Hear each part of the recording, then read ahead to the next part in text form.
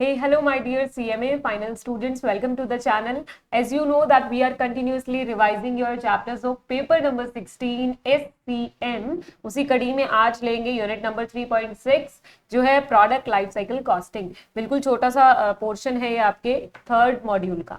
ठीक है, so unit number 3.6 कहता है प्रोडक्ट लाइफ साइकिल कॉस्टिंग। इसके अंदर आपको theory as well as practical दोनों पढ़ने होंगे। कुछ 3 इलस्ट्रेशन आपकी बुक में है वो तो टोटल कवर करेंगे ही, कुछ थ्योरेटिकल पोर्शन पढ़ना है वो भी इंपॉर्टेंट है। ठीक है, क्या मतलब है लाइफ साइकिल कॉस्टिंग? तो ये कहता है when businessman determines cost and revenue for whole life of a product and analyse the result, this particular technique is known as product life cycle costing. किसी भी प्रोडक्ट को लॉन्च करने से पहले जब बिजनेसमैन इस तरीके की चीजें तय करता है कि वो प्रोडक्ट सॉरी अपने पूरे जीवन काल में वो प्रोडक्ट अपनी पूरी लाइफ साइकिल के दौरान उसको किस तरीके से रेवेन्यू जनरेट कर देगा, किस तरीके की कॉस्ट उस पर लगेगी, और अल्टीमेटली पूरे लाइफ साइकिल में ऑपरेट करने के बाद उस प्रोडक्ट के साथ में आपको नेट बेनिफिट होता है या लॉस होता है। हर बिजनेसमैन ये जानने की इच्छा रखता है कि कोई भी प्रोडक्ट मार्केट में कितना लंबा चलेगा। आप भी जानते हैं मार्केट में आया हुआ हर प्रोडक्ट जो है वो अनंत काल तक नहीं चलता है। जैसे नोकिया 1100 आज वो मार्केट में नहीं देखने को मिलता, उसकी विदाई भी हो चुकी है।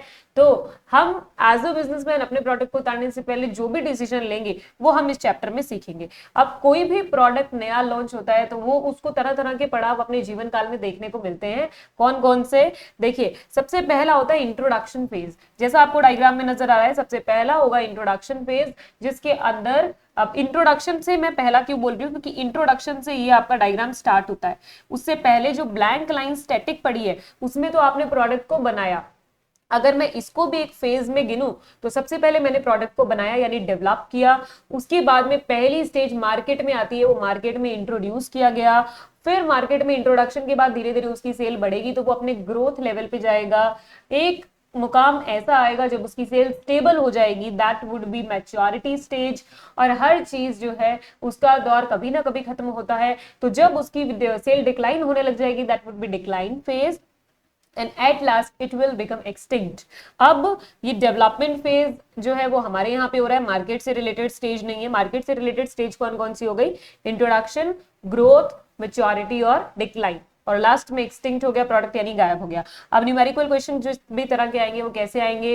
तो न्यूमेरिकल क्वेश्चन के अंदर आएगा कि ये पर्टिकुलर प्रोडक्ट है, ये इसका जीवन काल रहेगा। आप बताइए आपकी कंपनी के लिए वेदर ये बेनिफिशियल है या लॉस मेकिंग है, लॉन्च किया जाए या नहीं किया जाए, इस तरीके से। ठीक है, तो कैसे करना है, फॉर्मेट देख लीजिए। सबसे पहले एस्टिमेटेड रेवेन्यू, पर्टिकुलर प्रोडक्ट से किस तरीके का कितना रेवेन्यू जनरेट होगा वो सबसे ऊपर लिखेंगे, लेस करेंगे उसमें से कॉस्ट। उस पूरी लाइफ साइकिल के दौरान उस प्रोडक्ट पे क्या कॉस्ट लगेगी, पूरी लाइफ साइकिल के दौरान की कॉस्ट, ना केवल बनाने की कॉस्ट।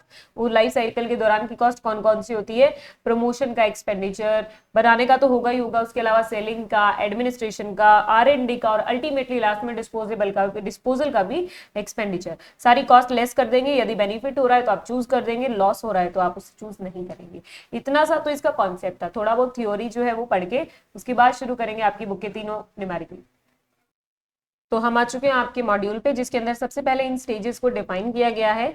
स्टेजेस जो है वो मैंने आपको एक बार डिफाइन कर दी। फिलहाल एक तो आपको ध्यान रखना है सबसे लंबी स्टेज लाइफ साइकिल में कौन सी होती है, तो दैट इज मैच्योरिटी फेज। ये लॉन्गेस्ट फेज है यूजुअली, और ये टेबल है आपके बहुत काम की, क्योंकि जब क्वेश्चन के बाद में आपको कमेंट लिखने को कहेगा या पहचानने को कहेगा कि that particular company is talking about which stage, तो वो पहचानने का तरीका यही है कि यहाँ से पहचान सकते हैं। जैसे डेवलपमेंट, जब प्रोडक्ट का डेवलपमेंट ही हो रहा है तब revenue will be zero of course, क्योंकि अभी तो प्रोडक्ट बन ही रहा है।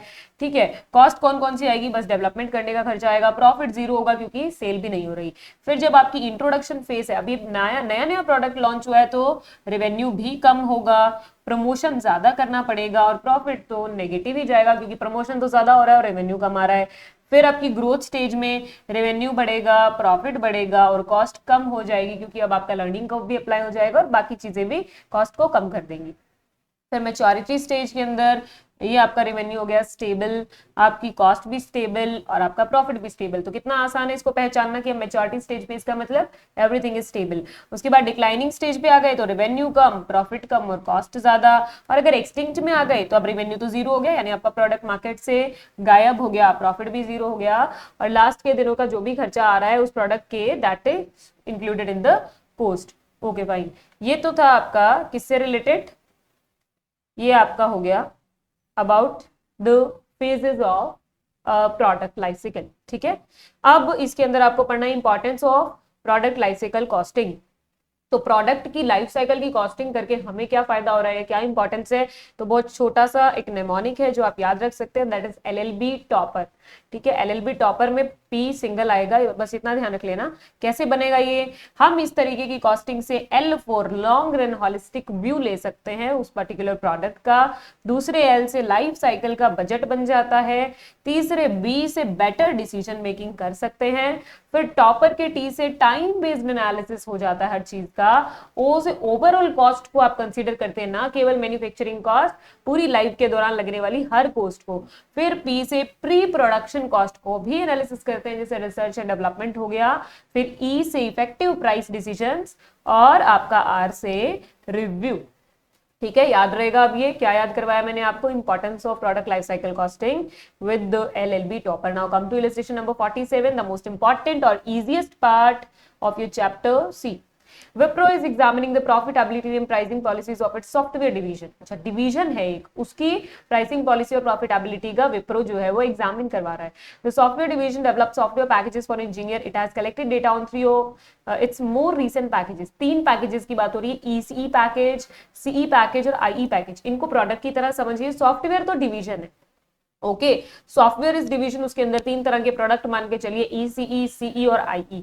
उसके बारे में दे रखा है कि ईसीई जो है ईयर 1 में उसकी 2000, इट्स नॉट 20,000 सॉरी, ईसीई की ईयर 1 के अंदर आप 2000 यूनिट सेल करने का अनुमान लगाते हैं, ईयर 2 में 8000, वैसे ही आप सीई की 2000 और 3000 और आईई की 5000 और 3000। सेलिंग प्राइस का भी आपने आइडिया लगा के रखा है। ठीक है, तो उसके बाद क्या दिया है, assume no inventory remains on the hand at the year 2।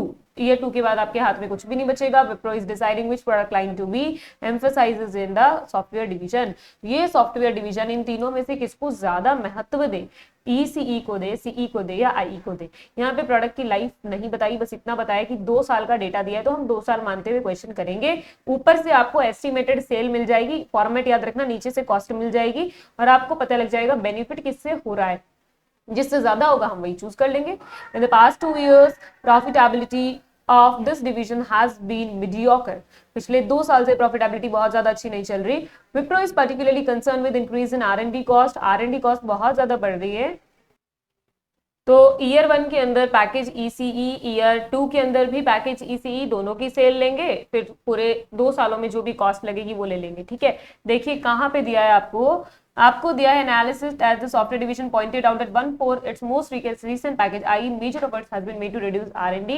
Last week Amit आया, कोई सॉफ्टवेयर डिवीजन का मैनेजर, डिसीजन किस डिवीजन के बारे में लिया जा रहा था, सॉफ्टवेयर डिवीजन के लिए, उसका मैनेजर आके कहता है कि लाइफ साइकिल कॉस्टिंग चाहिए मुझे तो मेरे डिवीजन के लिए, यानी कि मेरे डिवीजन के तीनों प्रोडक्ट पे लाइफ साइकिल कॉस्टिंग अप्लाई करो। वहां पे जब आपके एग्जाम में क्वेश्चन आएगा तो आपको सबसे पहले यही पता लगाना है कि कौन से चैप्टर का क्वेश्चन है।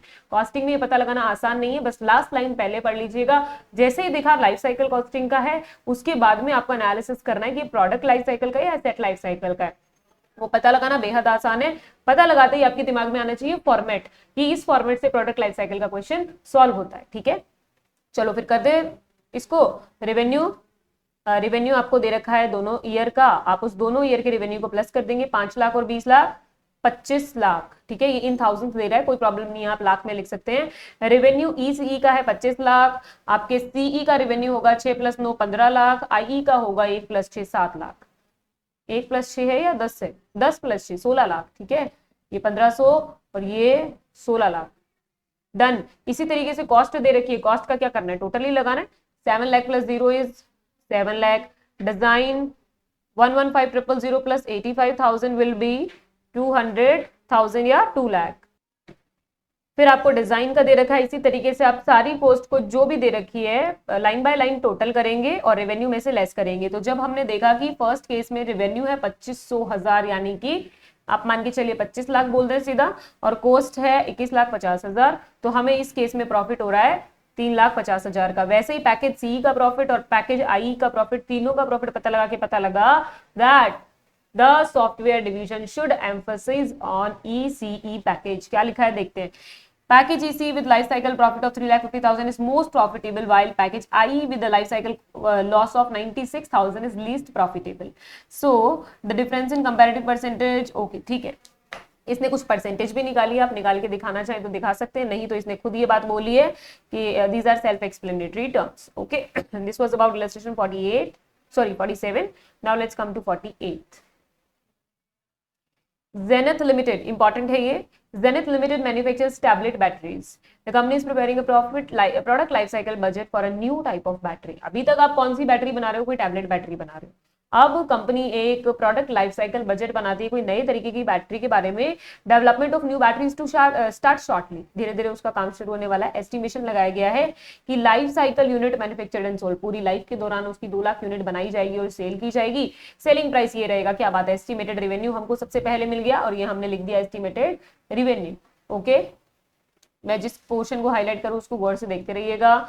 उसके बाद में कॉस्ट दे रखी है, R&D and design cost 8 lakh की कॉस्ट. फिर मैन्युफैक्चरिंग कॉस्ट में वेरिएबल कॉस्ट पर बैटरी तो 25 रुपए और बैटरी है 2 लाख, उस हिसाब से आप निकाल लेंगे ये मैन्युफैक्चरिंग वेरिएबल कॉस्ट. फिर आपकी एक और वेरिएबल कॉस्ट है लेकिन वो पर बैच है. एक बैच के 300 रुपए और बैटरी बनेगी 250 एक बैच में, तो 2 लाख टोटल बैटरी है. ठीक है, 2 लाख टोटल बैटरी है, उसको 250 से डिवाइड करोगे तो नंबर ऑफ बैचेस आ जाएगा. 300 से मल्टीप्लाई करोगे तो टोटल कॉस्ट आ जाएगी. फिक्स्ड कॉस्ट फिक्स्ड रहेगी. उसके बाद में क्या दिया है, वेरिएबल कॉस्ट मार्केटिंग का. ठीक है, मार्केटिंग में वेरिएबल कॉस्ट पर बैटरी 3.5, तो 2 lakh into 3.5. Fixed cost 8 lakh. Distribution में वेरिएबल कॉस्ट पर बैच, फिर से बैच की कहानी आ गई. तो बैटरी एक बैच में 100, तो 2 लाख बैटरी है एक बैच में 100, 2 लाख को 100 से डिवाइड करेंगे, मल्टीप्लाई कर देंगे 140 से, you will get variable cost per total variable cost. ठीक है, fixed cost is fixed. Then customer service cost per battery ये भी आ जाएगी. टोटल कॉस्ट आपके पास में आ जाएगी लाइफ की. ये टोटल रेवेन्यू क्या आया आपके पास में, इसके पूरे जीवन काल या प्रोडक्ट की लाइफ साइकिल के दौरान रेवेन्यू ये था, कॉस्ट ये थी, तो प्रॉफिट हो रहा है ये लीजिए. यानी कि चलो ठीक है, हमें प्रॉफिट हो रहा है, हमें संतुष्टि है. पहला पॉइंट क्या पूछा है, नीचे देखना जरा. नीचे देखा तो पता लगा calculated budgeted life cycle operating income for new battery, तो हमने तो निकाल दिए, ये तो निकाल दिया. अब और क्या पूछा है नीचे देखते हैं. What percentage of budget total product life cycle cost will be incurred by the end of R&D and design stages? देखिए क्वेश्चन को समझिए. by the end of R&D and design stage यानी जब आपकी रिसर्च एंड डेवलपमेंट और design की stage खत्म हो गई तब तक जो कॉस्ट लगी उसका परसेंटेज निकालना है टोटल कॉस्ट के ऊपर. तो नीचे आ जाएगा टोटल कॉस्ट, ऊपर आ जाएगा R&D एंड डिजाइन कॉस्ट, और मल्टीप्लाई कर देंगे आप 100 से तो आपको पता चल जाएगा उसका परसेंटेज. ये R&D की कॉस्ट है 8 लाख और टोटल लाइफ साइकिल की कॉस्ट है 98,20,000, तो उससे आपको 8.146 मिल गया. क्वेश्चन को बस रीड ध्यान से करने की जरूरत है. इंटरप्रिटेशन गलत होते ही ये सिंपल सा दिखने वाला क्वेश्चन गलत हो सकता है. उसके बाद थर्ड में क्या कहता है, कंपनीज मार्केट रिसर्च डिपार्टमेंट. अब रिसर्च डिपार्टमेंट आ गया बीच में, जो कहता है कि मेरा एस्टिमेशन थोड़ा कुछ चेंज करके आएगा. देखो क्या कि आप अगर सेलिंग प्राइस को रिड्यूस कर दे 2.5 रुपए से, will increase life cycle unit sale by 8%. अच्छा चलिए ऊपर करते हैं हम इसको. अगर हमारा सेलिंग प्राइस 2.5 से कम करना है, अच्छा 55 था अभी तक, तो 2.5 से कम करूंगी तो कितना हो जाएगा, 52.5 हो जाएगा. अच्छा उससे क्या होगा आपका, देखिए ये वाला सारा काम मैं ब्लैक पेन से करूंगी, अभी तक मैंने जो किया था वो रेड से किया था. 52.5 हो गया. इसने बोला सेल्स वॉल्यूम इंक्रीज हो जाएगा 8% से, तो जो आज तक 2 लाख था now that will be 2,16,000. so total sales estimated new one will be 1134 times 0. एक बार पोस्ट देके चेक कर लीजिए. फिर क्या कहता है, company plans to increase manufacturing and distribution batch sizes by 8% as well. अच्छा बैच का साइज चेंज करना है. बैच का साइज चेंज करने के लिए तो मुझे 8% से इसको चेंज करना पड़ेगा. पहले क्या था साइज, पहले साइज है 250 ओके और यहाँ पे 100. इन दोनों को आप 8% से साइज बढ़ा देंगे, ये 108 हो जाएगा और इसकी कैलकुलेशन आप कर लेंगे. Okay then assume all variable cost per battery per batch and fixed cost will remain same should the company reduce the battery price. वापस से प्रॉफिट कैलकुलेट करना है और पता लगाना है कि इस नए वाले सिचुएशन में प्रॉफिट पहले वाली से ज्यादा है क्या, तब तो चेंज कर लेंगे, नहीं तो नहीं करेंगे. तो ये आप कैलकुलेटर पे कैलकुलेट करना. किसी में भी कोई प्रॉब्लम आए तो पूछ लेना. ये चीजें सेम बोली है इसने, फिक्स्ड वाली तो मैंने बिल्कुल सेम टू सेम लिख दी है. वेरिएबल में बैच के साइज चेंज होने की वजह से चेंज आया, यहाँ पे चेंज आया क्योंकि नंबर ऑफ बैटरीज चेंज हो गई है, तो इस तरीके से नया आपका कॉस्ट निकल जाएगा। ठीक है, इसके केस में प्रॉफिट आएगा कितना इस थर्ड वाले केस में हमें ऑपरेटिंग इनकम मिलेगी 1036800 and since the profit is lower price should not be reduce. इससे ज्यादा प्रॉफिट तो पहले वाली सिचुएशन में हो रहा था, तो हम प्राइस क्यों रिड्यूस करेंगे ऐसा। अच्छा, पहले वाले प्रॉफिट में हो रहा था क्या मैम, एक बार चेक करवा दो, एक बार चेक करेंगे। चलिए, ये आपने चेक किया तो पहले वाले से टोटल ऑपरेटिंग इनकम हो रही थी 11,80,000 की, और 11,80,000 में अब हमारा हो रहा है केवल 1036800।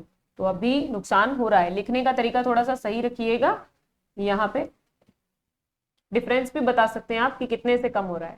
That's it about 48। Now 49th number, SRM has developed a new product Kent। एक Kent नाम का कोई न्यू प्रोडक्ट बनाया है, अभी लॉन्च होने ही वाला है मार्केट में, और अभी तक हमने केवल अनुमान लगाया है कि हम 80,000 यूनिट सेल कर पाएंगे 300 रुपए के हिसाब से। इसकी लाइफ है 4 साल की। डेटा आपको दे रखा है, cost of designing development of moulding dies and tools, ये डिजाइन कॉस्ट दे दी, मैन्युफैक्चरिंग कॉस्ट यूनिट के हिसाब से है, सेलिंग कॉस्ट 12,500 पर ईयर, ये तो फिक्स नेचर की है, प्लस 100 पर यूनिट, ये वेरिएबल नेचर की है। सेलिंग कॉस्ट यानी कि सेमी वेरिएबल नेचर की है। एडमिन कॉस्ट फिक्स्ड है क्योंकि ईयर के हिसाब से 50,000 रुपए लग रही है।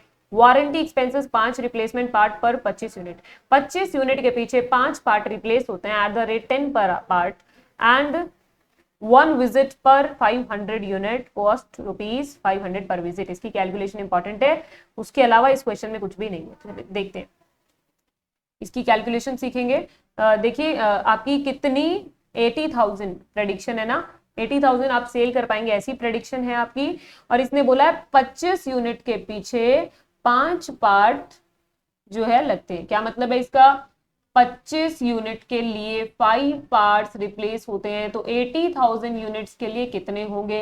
तो अपना जो फॉर्मूला होता है कि जिसके लिए निकालना है उसको ऊपर रखा, जिसके लिए दिया गया है नीचे, और जिसको दिया गया है वो मल्टीप्लाई में, और ये कितने रुपए का पड़ेगा, 10 रुपए का। तो इससे आपकी निकल जाएगी कॉस्ट, कौन सी वाली, ये वाली वारंटी एक्सपेंसेस की पार्ट वाली। फिर विजिट वाली निकालू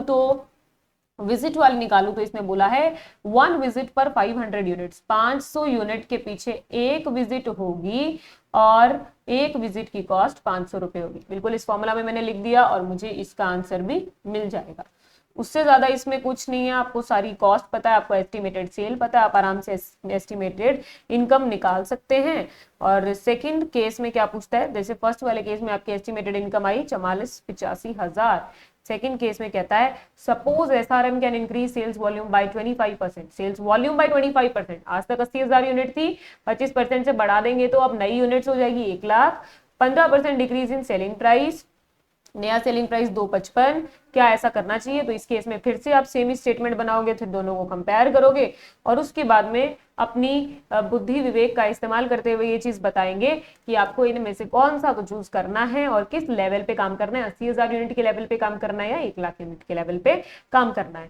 ठीक है, this was all about your product life cycle costing. थोड़ी सी थ्योरी थोड़ा सा प्रैक्टिकल मिलकर ये चैप्टर आपका बना है।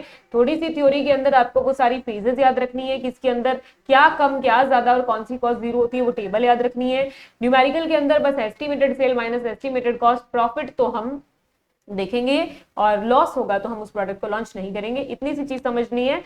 जब भी क्वेश्चन पूछ बोले कि डू कमेंट, तो जरूर उसमें कमेंट लिख कर आए। That's it about this video, see in the next video. इसी तरीके से SCM के बाकी चैप्टर्स की रिवीजन करेंगे। Stay tuned, thank you.